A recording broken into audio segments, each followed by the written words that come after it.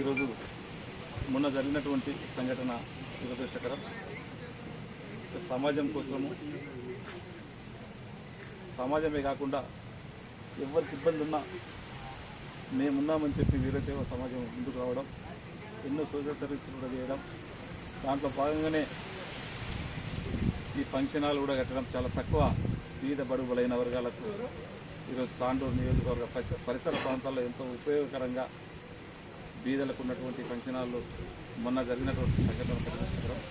దీనికి అంతటి కూడా నా వంతు కూడా ఖచ్చితంగా ఒక 25 లక్షల వరకు నేను ఏదైతే చేస్తాను, దాంట్లో ఏది కావాలనో మీకు కావాల్సినటువంటి మౌలిక సదుపాయాలు చేయించుకోండి. ఇంకా మున్ముందు ఇలాంటి సంఘటనలు జరగకుండా ఒక ఇన్సూరెన్స్ కూడా చేసుకుంటే బాగుంటుంది ఖచ్చితంగా.